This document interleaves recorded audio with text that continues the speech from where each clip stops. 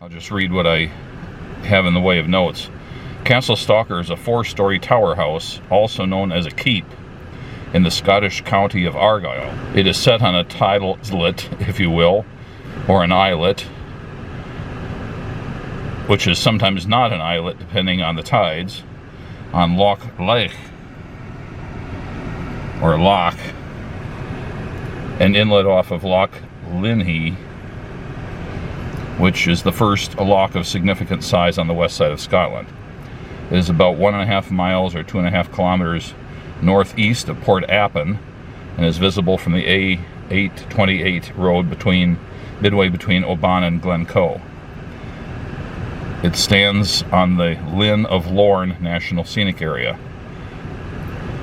The name Stalker comes from the Gaelic Stalker, which is supposed to be actually pronounced stalker, unlike the way it looks, which means hunter or falconer.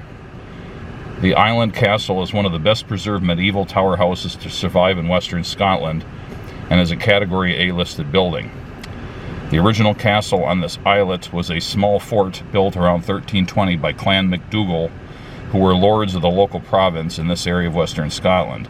Around 1833, the Stewards took over lordship of the area, and it is believed that they built the castle in its present form around the 1440s. Around 1620, King James VI of Scotland, a relative of the Stewarts, visited the castle, and on a drunken bet, ownership of the castle passed to Clan Campbell. The castle changed hands between these clans a couple more times, and after it lost its roof around 1840, the Campbells abandoned it. Charles Stewart of Aaaaarrrrrrgghhh bought it in 1908, did some basic conservation work to the structure and roof. In 1965, Lieutenant Colonel D.R. Stewart Alward acquired the castle and fully restored it over the following decade. Since then, the castle has remained under private ownership. It has been used as a location for the filming of multiple works, including the 1975 movie Monty Python and the Holy Grail, appearing as the Castle Aaaaarrrrrggghhh. The 2000 American movie Highlander Endgame, the American TV series Sense8, appearing as the estate of Old Man of Hoy, and the 2022 British TV anthology series Black Mirror in the Loch Linnhe episode. There we are with Loch Linnhe, or Linnhe, below us at low tide. And this particular structure that's down there on a very tiny island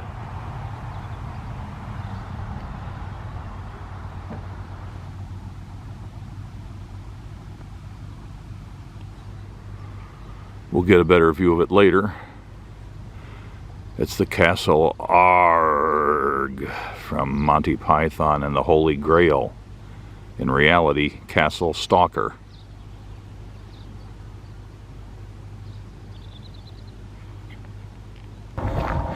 Okay, let's go through this thing here.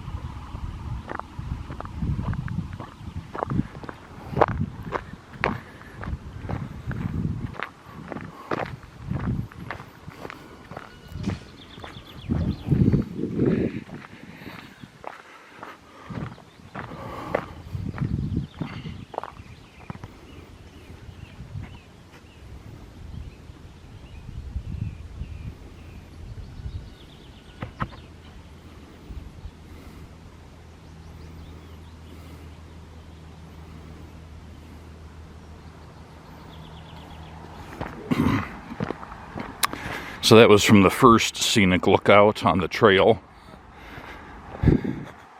And they caution about the steep section, probably that section down there. Don't walk down it if you're not steady on your feet, and bear in mind you have to come back up.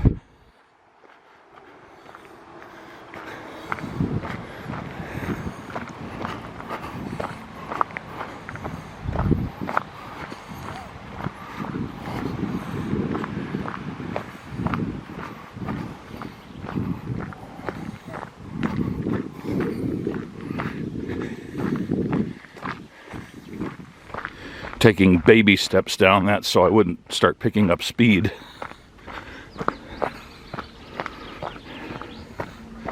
When viewing the aerial view of this area, you can clearly see the path coming down from the Linnhe restaurant, but then it disappears, and I think that's that section we just went through. It's covered by trees from the air, and then it rematerializes in this stretch. Crosses a farm road.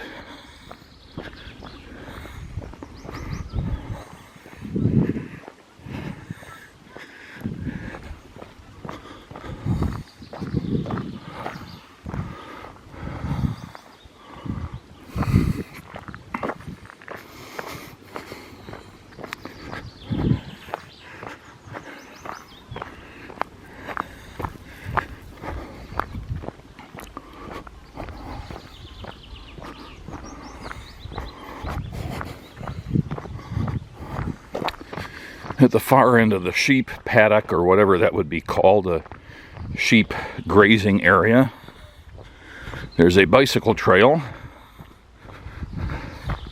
again with a sheep-proof gate.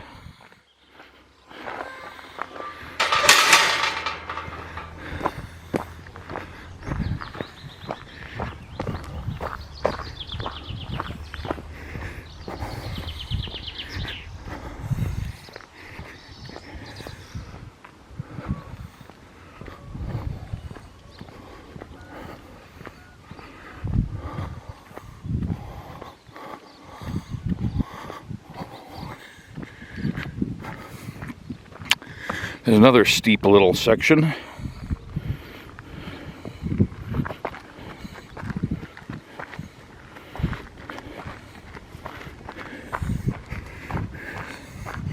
Well, this looks interesting.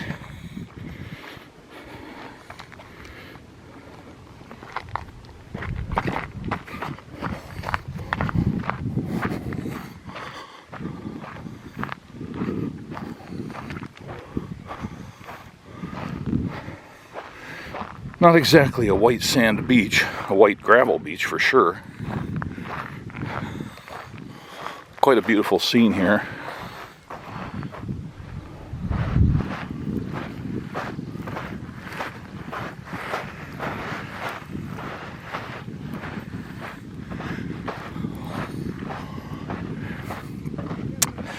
I'm not absolutely sure, but I think this is probably about the angle the castle was viewed in Holy Grail from this side.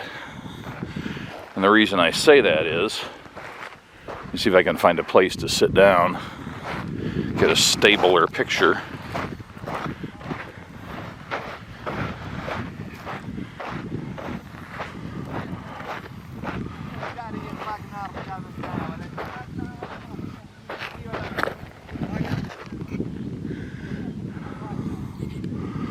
So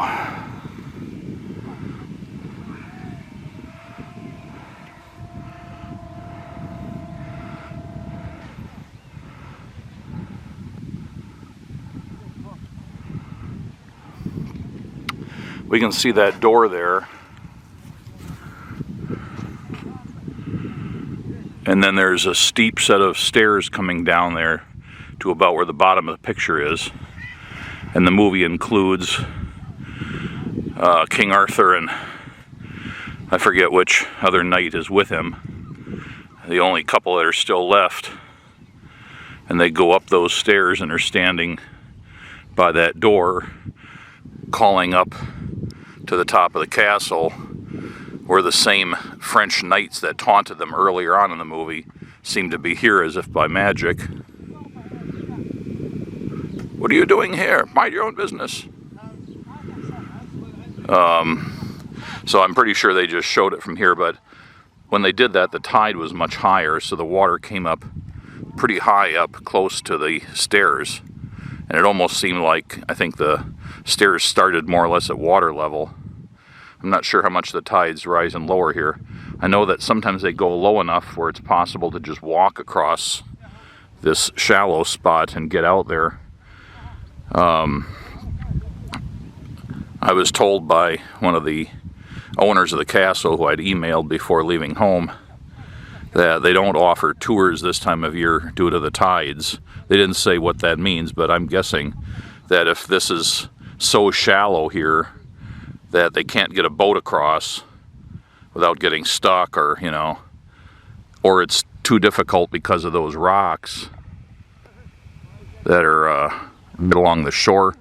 People would have to clamber up from a low boat to that, perhaps, and it would be better if the tides are higher and you can, you know, step across more or less onto the top of those rocks. That's what I'm guessing.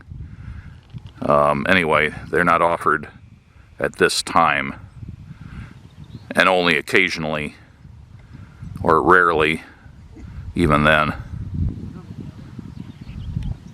For those viewers of mine who don't know the significance of this castle in the movie Monty Python and the Holy Grail, they're on the quest for the Holy Grail throughout the whole movie, and at one point they enter a cave that's guarded by the killer rabbit, and they find clues to the location the Grail is being located in the Castle Aaaaarrrrrrggghhh, as if they were trying to write something and then were dying and kind of tapered off.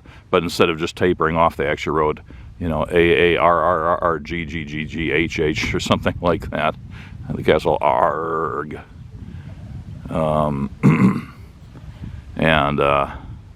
So this is the castle that was the Castle Aaarrrggghhh in the movie.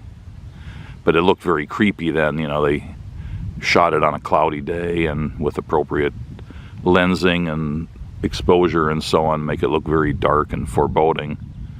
But it's really just a small 4-story tall, you know, house basically, but still a bit of a fortification.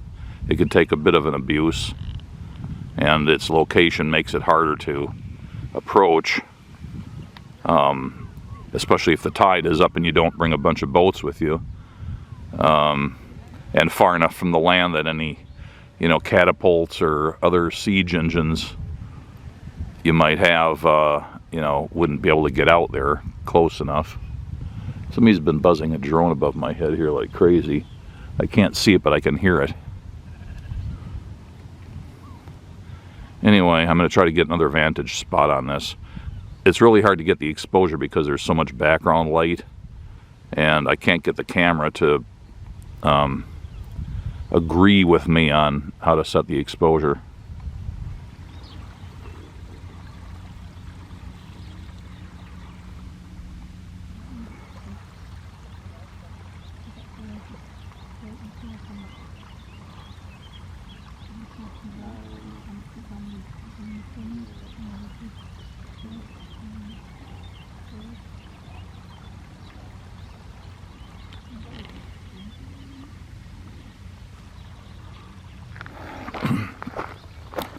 This little jetty pointing out here.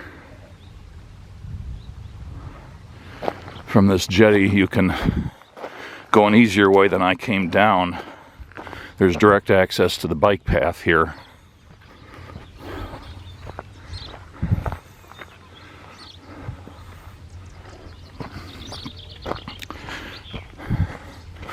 A much more user-friendly route.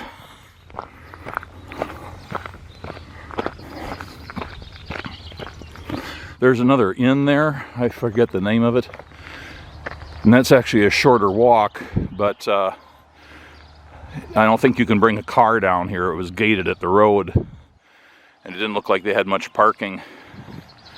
The castle's owners told me that it was by far a better choice to park up at the Linnhe, have lunch or something, and then walk down from there, even though it's further.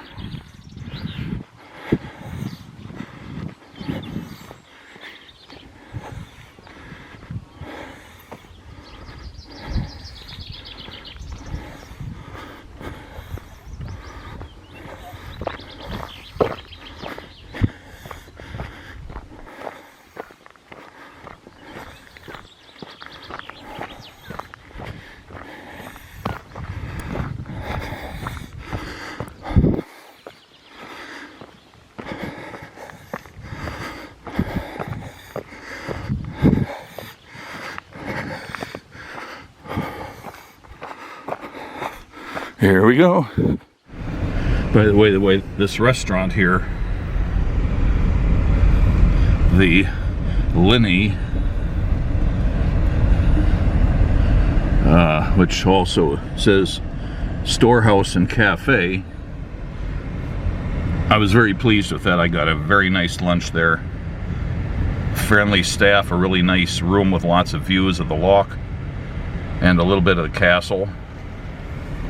And some really nice lentil soup and a Isle of Mull cheddar sandwich that was scrumptious. So now I'm continuing north on the A828. I'll say that again, the A828. And once I hit the A82, I'll start angling back to the southeast and gradually return to the Edinburgh area, which I've been staying at on this trip. But I'll continue to film any pretty scenery. Now it's going to be a different video because the Castle Stalker video is one, and I kind of segue in and out of it from the just drive around Western Scotland video. So I'm going to start going back to that now.